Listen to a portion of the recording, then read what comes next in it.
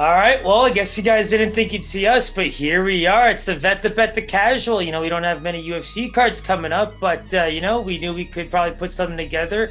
We actually are doing something with MMASucka with an old friend of mine, Jeremy Brand, who helped me get my start in this sport back in my early 20s. Helped me cover from ice rink fights to UFC 165 with John Jones and Gustafsson. So I'm really happy that he reached out to us, and me and Paisan are really excited to cover some extra new prospects and Last Word on Sports and MMASucka. Go check them out. But Paisan, how you feeling about this? Oh man, I'm excited, man. We're gonna be listing off our top 10 prospects who we'll be seeing in February. Really looking forward to that and collaborating with MMASucka as well. We do got some matching sweaters on right now. This Rappers with Puppies. Give a stand. Show them the back here. Show them the back here. Yeah, we got some. We got 21 Savage there. We got some Quavo there. Yeah, it's a pretty dope setter. And stay tuned. We're gonna be launching our own merch here soon. Stay tuned for that one. We're gonna have links to all the websites where you can kind of grab some of our gear and anything else you want to touch on before we jump into these prospects. I mean, thanks for all the support so far, and Paisan, great work so far, and I'm really excited that once again we found a way to touch on some fights without even having any cards coming up. It's those creative juices, man. So let's dive right into it. At number 10 here, we got Mr. Collin Anglin here. So Mr. Collin Anglin, fighting out of Michigan, rocks that 8-1 record. Huge prospect in the UFC. We did see him at a Dana White Contender Series. He won as a huge dog against Muhammad John Namath. And he won by a pretty dominating unanimous decision, would you not say? Yeah, I mean, that's the big thing for him. He only turned pro in 2017, so that's the one thing that kind of stood out from his career. What I did like was the striking. I think, you could just tell that he joined the MMA game very recently, but he was probably fighting in some nice Muay Thai kickboxing fights, over the course of his career.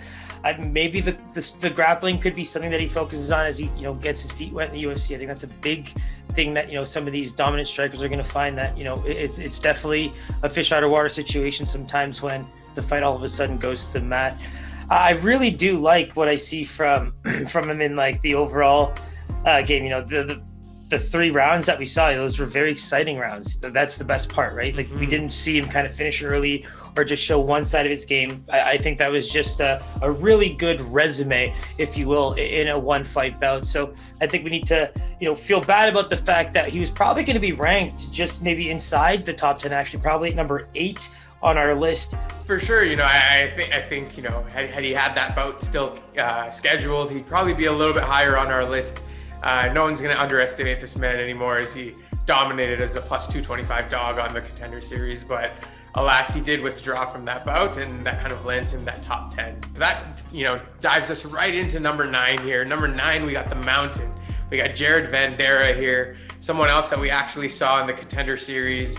He did beat Harry Hunsucker. I got to say that name anytime I see it. He did hit him with some Hunsuckers himself and won in that first round of the Contender Series. It was very dominating. So how do you see his UFC career playing out?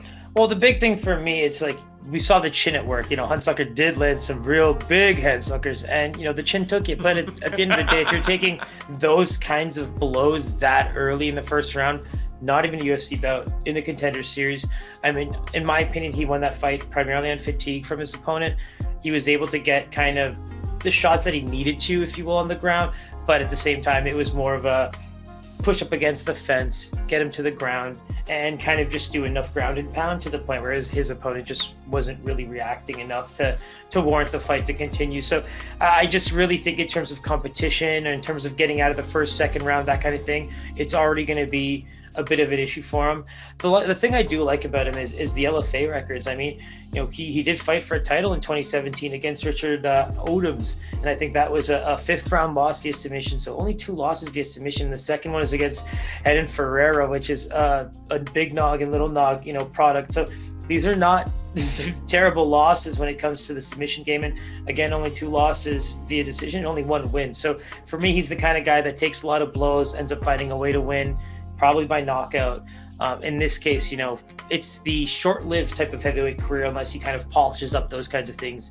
You want to be, if you're not going to be the cardio beast at heavyweight, like some of the guys like, you know, Stipe, who can basically go dancing with Ngannou for as long as he wants.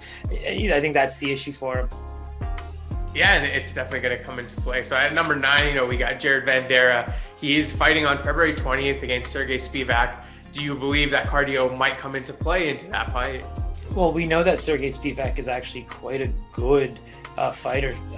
He's shown really good cardio for heavyweight.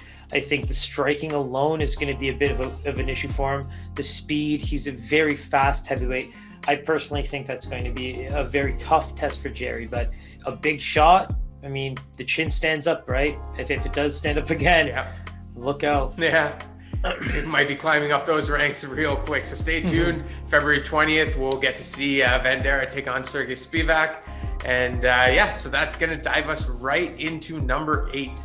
So number 8, we have the lucky Timur Valiev. Let's go with Valiev. Coming out of Russia here. So, you know, he has that 16-2 record. That's real clean. We also saw him on the Dana White. Actually, no, it was actually a fight night. It wasn't a Dana White Contender Series. And I believe that one ended as a no contest. Do a little smoky smoke there. But Siraj is going to dive into that one a little bit more. So give us some information on Timur here. Yeah, so the thing about that fight that was really interesting was he was absolutely dominating. He was landing on all 3 levels. The headshots and body shots were definitely, you know, maybe not doing the damage, but they were landing and they were getting him the points. He definitely won the first round. But yeah, our boy, maybe he got you know, a hand from God. Who knows what it was, but you know, bing bang boom, he landed the right shot with his 6th sense in the octagon. And unfortunately at the time, depending on where you fight and what the regulations state, you know, that fight at the time was a no contest, do stuff. But at the end of the day, I was gonna say 6 cents or 6 cents. That's what I mean, you know? I think that's one of the producers, I think, that we have out here in Canada. But moving on, we actually have really good tape on both fighters. And the big thing about Trevor is we're going to see him fight in March. And I think he's going to be a fighter we touch on because our boy Costa, who looks like the real deal, is going to be fighting him. I think that's going to be a March prospect on the list for sure. And in this case, you know, I think Timur, chin-wise, that's the only reason we got him here at number 8, wouldn't you say? I think that if it wasn't for that shot, he might have dominated that fight for 3 rounds. Who knows?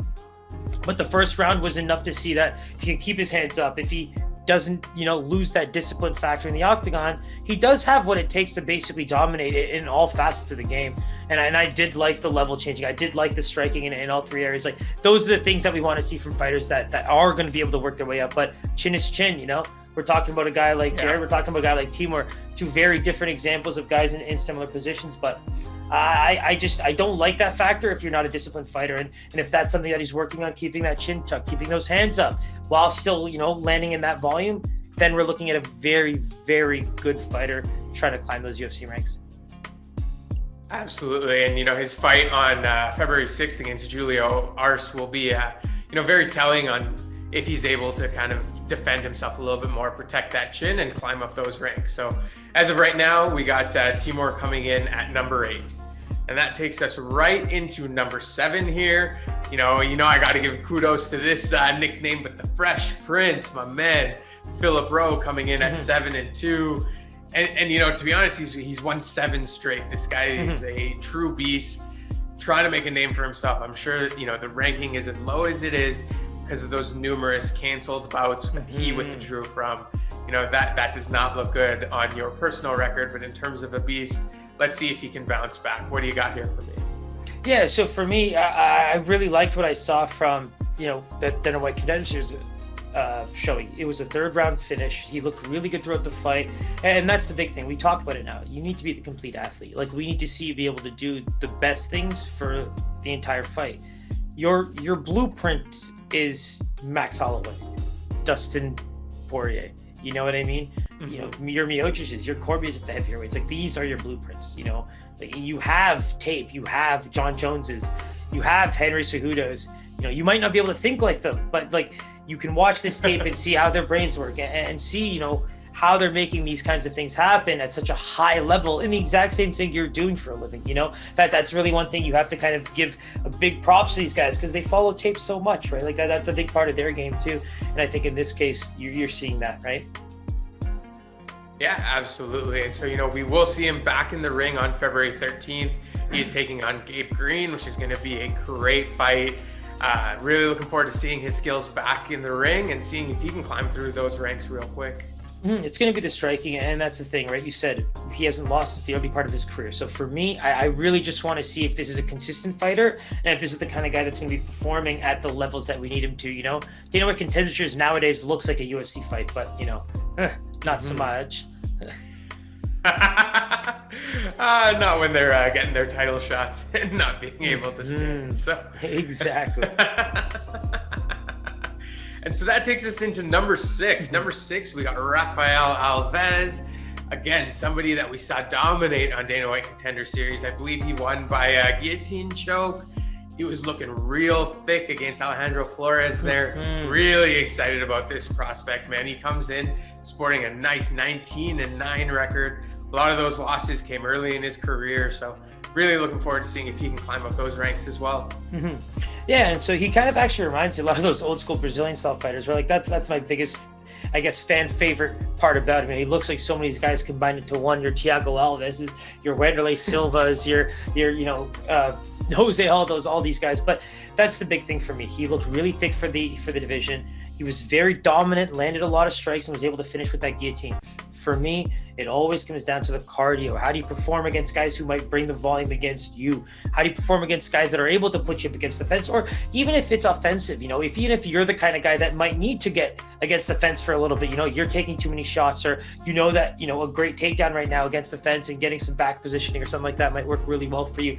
These are the things that are going to tire you out in the first and second rounds. So for me, it's like, am I able to watch this kind of fighter go into the deep waters with some of the UFC's better fighters when he's, you know, putting out that kind of output, but at the same time carrying that kind of muscle mass? You know, I think even in the announcers' commentary, you were able to see a few of them make the point that, you know, you almost want to see him lose some of that muscle mass and even move down a division. He could probably be a bit more dominant there if the cardio holds up, because the big thing that we've obviously seen, as your fascination with weight cuts has probably taught you, is even with the whole lowering down, like the process of cutting that weight, you know, especially in the short term, has a huge effect on how you perform long term in the fight, right? So depending on how your body reacts to that and everything, you know, we spoke to Justin James, for example. Think about how he landed, you know, some really good shots in the early part of the round, and he basically lost in the third round via submission. So every fighter, I think, is a little different. His story was absolutely ridiculous for that fight. So that's where I think, like, there's levels to this, right? There's levels to weight cutting too. And I think, you know, a guy like this is, especially later in his career, going to have to flirt with some lines and see where his career lasts if he can't just go in there and dominate the first 2 rounds like he has been. Yeah, you actually bring up a good point. You know, he was visibly looking thick in that last fight, and that was going to be a question I bring to you, right? Entering into the UFC and trying to make a career for yourself, you literally have to take what fight is presented to you, right? And in the scenario where he does get a fight in a different weight class, especially a lower one, is he going to be able to compete, cut that weight, and have enough cardio to make it a few rounds? Because then all of a sudden now you're like, okay, well, now I'm moving down a weight class. Like, how fast are the guys now going to be down there? Like, that's another thing you kind of have to tell yourself, right? Like, there's a whole bunch of things that go into having to move down, and it's no slouch, right? Like, let's be real. The big part about, you know, having to fight a guy like Mike Trizano is even more scary for me, right? Like, that's a guy who just lost his last fight, and he's going to be coming in hungry. Yeah, absolutely. And so you said it best. We're going to be seeing him on February 20th, taking on Mike Trizano. Keep an eye out for him and see if he can climb that prospect rank. Pretty excited about that guy. I really am. Me too, and I'm excited about this next one too, coming in at number 5. That's probably because you heard about Dana and you saw him on the Dana White Contender Series. I get it. The man knows, yo. The man knows. So we got Ronnie Lawrence coming in here. The Heat brings in that 6-1 record. We did see him on Dana White Contender Series, and specifically Dana just praising him about his work against Jose Johnson, I believe. And, you know, that was really interesting to see, you know, getting that praise from Dana, that'll always climb you through the UFC ranks. Yeah, and that's the big thing, right? So he wasn't that style of fighter that everyone's just like, oh, we need knockouts, we need knockouts, we need knockouts. Like, he was just a very dominant fighter. Like, that was the one thing I think you couldn't take that away from him. He just looked like a UFC quality fighter. That's what you just have to tell yourself. Like, there are levels to this shit, and at the end of the day, if you're looking like a guy who can pretty much compete at all levels against the guy who's hoping to get that UFC contract in the same octagon at the same time, I mean, he just outperformed him to a completely different level. And, you know, if he's a Dana White, you know, pupil, and all of a sudden he gets all the right, you know, opportunities, if you will, that's a different story altogether. But I think right now we're looking at a guy who does deserve to be in our top 5, given some of the names that we're going to be throwing out. And, you know, biased or not, I think that even some of the later guys have good reason to be higher than him. But I think Ronnie Lawrence is bringing really good wrestling to the UFC. He's going to be able to dominate against certain guys where, you know, that output, you know, that ability to push forward, looking like the same fighter for all 3 rounds. Like, he really did kind of exude that the whole fight. He looked the part. And I think that's what makes him such an exciting prospect. For sure. And you know, I always got to touch on lines, you know, that's kind of my shtick here. So, you know, we always talk about when watching a fight and there's a huge favorite throughout that fight, you know, did they look like they should have been that level of favorite? And what's crazy is that he actually came in as a plus 300 dog in this fight, and watching that fight, you could have thought he was the minus 300 favorite given his entire dominance throughout that fight. Wow, that's actually insane. Like, even for me, like, I definitely didn't bet on that fight, so that even blew my mind. Just even rewatching the Dana White Contender Series to know that fight was plus 300 right there. I want to punch myself in the face a little bit, but we'll leave it at that. Like even when you think about his only loss, right? Steve Garcia in Bellator, that's a UFC fighter who lost his debut to Luis Pena and is also scheduled to fight the veteran Charles Jourdain, probably the prettiest man in the UFC come March. So we might touch on him a little later this year, but you know, he's the real deal, and very likely could in the next year maybe outperform everybody on this list. But I think right now, from what we saw in Dana White Contender Series, the fact that he was a plus 300 dog in that fight, you know, these are all reasons where, not even knowing that, I think him being in the top 5 going into this month for the month, I guess you could say, is the right place to be. Yeah, very, very well deserving. And, you know, like you said, there's a very good chance he outperforms everybody else that comes up as well, but time will tell on that one. So, you know, that dives us right into number 4. At number 4, we got, you know, a nice man out of Ukraine here. We got Denis Bondar here, rocking that 14-2 record. We have yet to see him in the UFC, but anything we have seen of him just exudes dominance. Really excited to see this man fight. Yeah, and you know, let's be real. This style of fighting is what is becoming popular in the UFC. You know, you're getting that Russian style, Ukrainian style, you know, wrestling combined with really, really good striking. And judo, you know, it's the judo. Like, some of his sweeps that I've seen in his highlight reels are phenomenal. You know, they're absolutely, he gets him right into side control. He's able to kind of work his way on the ground if he needs to. And the striking, you know, he seems really, really patient in the early rounds. And you know what's funny? It started in the early minutes of the first round, because he is an absolute finisher when it comes to Ukrainian ranks. He is a champion over there. He's making his way over here now after becoming the Ukrainian champion and being at that high level. So it's the one thing you kind of want to argue is, you know, is he going to be able to fare well against the competition we see here?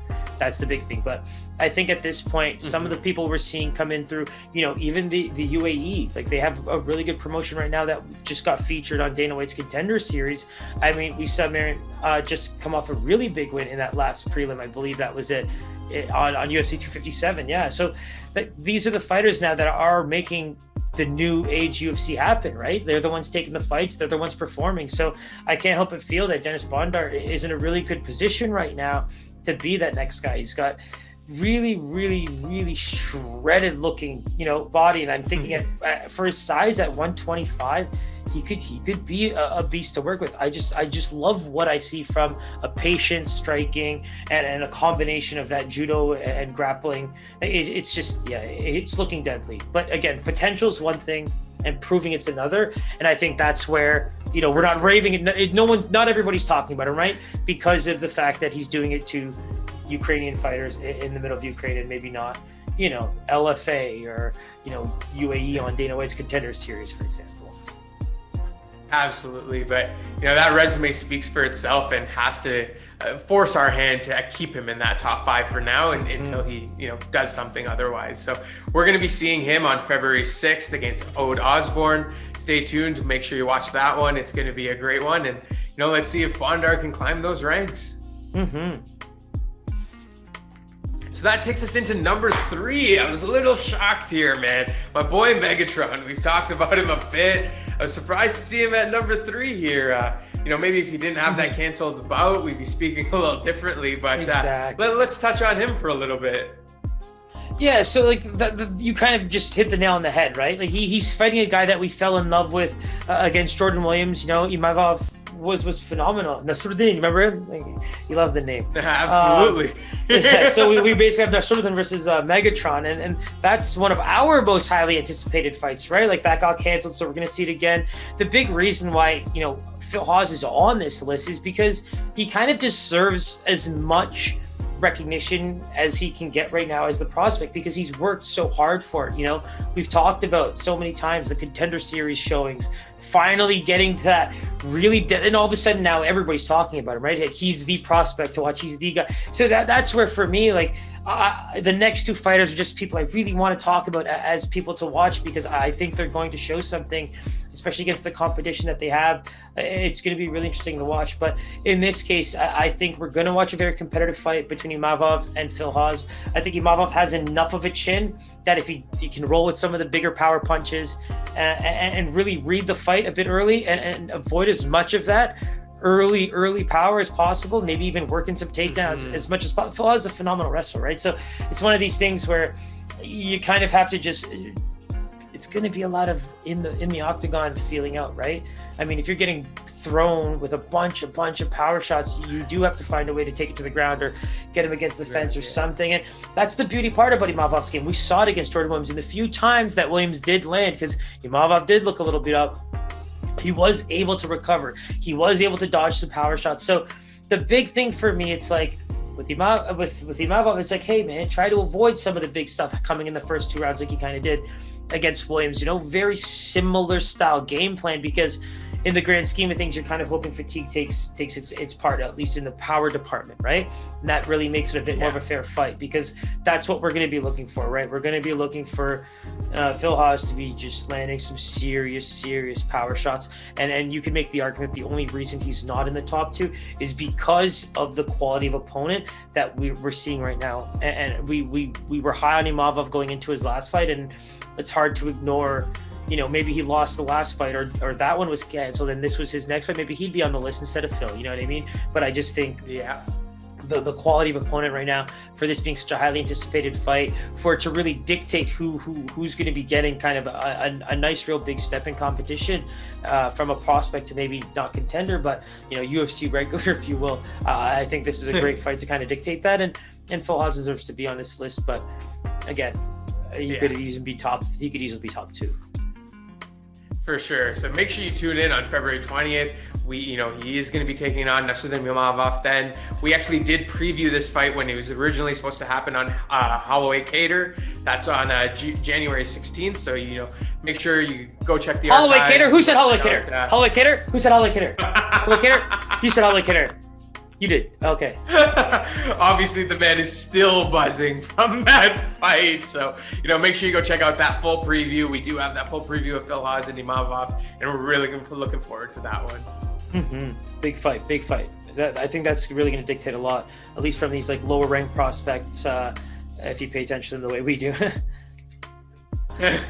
For sure. And that takes us right into our top 2. These 2, they speak for themselves. We've seen them before. Coming in at number 2 is the great Dracolini and Drako Rodriguez. So, he sports that 7-1 record. We did see him on the Contender Series choke out Amanda Martinez. He did have this canceled bout that we're going to be seeing upcoming against Zahabi on February 22nd, which will really define the route of his career. And I'm really looking forward to this guy. He's an absolute beast. Yeah, so like, let's be real. The big reason I made that swap was because of this. I really believe that Phil Hawes or Drako could be either or here. And let's be real. Even our number one pick for the month, there's a lot of different reasons we've picked these types of top three, because the separation might not be so much in them skill wise, but maybe it's their opponent, maybe it's just the trajectory of where they've been already and where they can go even with a loss. You know what I mean? And I think that's where Phil Hawes, with who he's fighting, it's a bit of a different cup of tea, if you will, because let's talk about our boy Drako. That was a fight, I don't know if you remember, but I remember watching a little bit of the preview. We watched the Dana White Contender Series fight. I don't even think you watched the fight, but I'd messaged you to lay the fight. You laid the fight. We won that fight. And that was a fight where it was actually very quick. I loved the patience. I love the quick thinking. I just love seeing fighters who have that quick. It's like a comedian's quick wit. It's like, if you really pay attention, you can see that in MMA, That's where Max Holloway kind of... That's a great comparison, man. Great comparison. Yeah, it's just like off the cuff type of stuff. It's like the way Max Holloway is able to talk to him and still punch like that. Like, I swear to God, if I'm looking over there and talking, like, the punch I'm gonna throw might look like my little sister throwing a punch when I was a little kid. That's just like what it could be. I'm probably not this bad, but that's where, for me, like that mental game is really what just really tickles my fancy as a fighter. And I think, even though it was a Dana White Contender Series fight, I think I really, really fell in love with what I saw from Drako in that fight, both as a fighter, post, pre, all that kind of stuff. And his only loss in his career is to Tony Gravely in a KOTC King of the Cage title fight. So the way I see it is the kid is destined for big things. Right now, he's going to get that fight in Amin Zahabi. Like, that's a big name, right? We're talking George St. Pierre's infamous coach fighting out of Canada is his brother, And we actually covered that fight as well. So if you want to check that out, by all means, go check that out. The reason why I'm pitching it right now is because we talked a little bit about Zahabi, and the reason why I bring it up is because it reflects on why Drako comes in at 2 and Phil Hawes comes in at 3. It's because I really believe that this is a fight that lines up very well for Drako. And I'm not sure if there's lines of, but Pies can maybe give you a hint if I don't look, if that's something that, I'll say it. Cover the ears, man. Give me earmuffs. Give me earmuffs. All right. I just might as well. So Drako comes in at a minus 165 favorite on this one. What's funny is I'm going to edit this, though.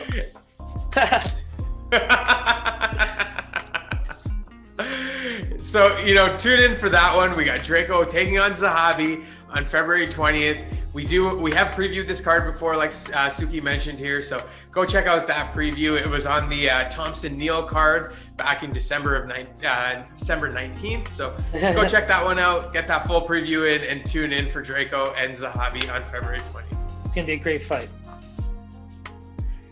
And so now we got the number one prospect on our list. Give me a little drum roll here, man. Ding! And coming in at number 1, we have Miranda Maverick. Nice female fighter here. I know you said the strength of opponent has a lot to go into this, and fighting against Miranda Maverick on her next card is our girl Jillian Robertson. We actually had the pleasure of interviewing not too long ago. If you haven't seen that, make sure you check that out. Beautiful, beautiful interview with that girl.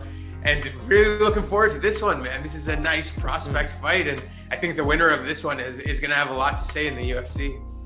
Yeah, so like that's kind of the thing, right?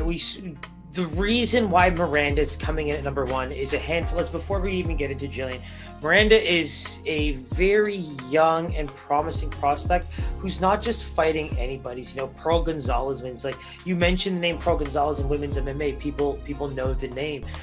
She's just not fighting nobody's. Like, this is an Invicta veteran who is destined to be fighting for a title before making the leap to the UFC. Like, we're not talking about just anyone. There's a reason why the lines looked the way they did in her original fight. And let's be real, in some of the things that we're talking about, is she technically a prospect getting a fighter like Jillian Robertson, who's a very real contender in the UFC right now. So that's where, for me, it was like, if MMASucka, is really interested in that top 10, and Jeremy very lovingly provided me this beautiful list, I fell in love with her in that last fight. And I think in reviewing some of the clips that we did about her, we felt the same way. She's very dominant. Unfortunately, she took apart our girl Liana Joshua by the doctor. I was gonna say the doctor stoppage, but she wanted to continue fighting, but I mean it didn't happen. Unfortunately, the cut was just gigantic. It was gigantic. Unfortunately, you can't let it go fight. But yeah, I mean, she coming out of that fight, this is massive. That's why she's number one. She just has to be the biggest name on these prelims that people are talking about, because she's also getting a name like Jillian Robertson, and that's not a stepping stone by any means. Like, Jillian Robertson is a contender, and if the striking battle between these two leans either way, I think that's going to be a huge thing for both fighters. The striking game is going to be huge.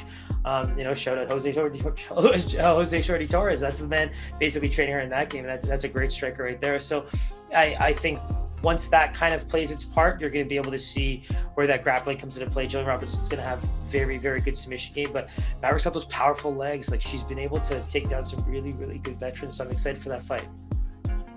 For sure. So, like he said, February 13th, Usman Burns card. We got Jillian Robertson taking on Miranda Maverick. Spencer Usman Burns! Spencer Usman Burns! It's going to be a great one, and it'll really define, the true powerhouse in this division. Before, we sign off, do you want to take a quick guess at those lines? Let's see if we can get you a little early bell on this one. On the number one of the card? On Jillian Robertson, Miranda Maverick. Oh, God. Off the top of my head. See, I'm putting you on the spot here. No accountability. No worries. Let's go. Jillian Robertson minus 140. Ooh, it is Miranda Maverick minus 163. Let's go, number one. Ooh, that's actually pretty good. That's basically a pick'em, eh? Close enough. Minus 163? Actually, I don't know, your girl Jillian comes in at plus 140. Yeah, it's so true, right? Absolutely. So, I was really trying to sell that pick'em there. The lines move. So that rounds out our top 10. Keep an eye out for all of these prospects. They'll be fluctuating over the next month. We'll get to see all of them other than Cody fight this month. So tune in for those fights. Make sure you hit that subscribe button, hit that bell button. All our information is below. Big shout out to MMASucka for giving us this opportunity. Anything else you need to say, Siraj?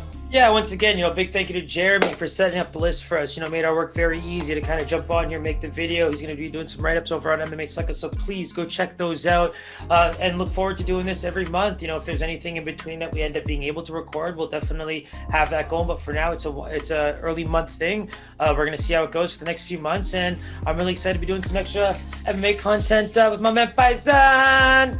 Let's get it, man. Always a pleasure, my man. You too, my boy. Let's get it. Peace.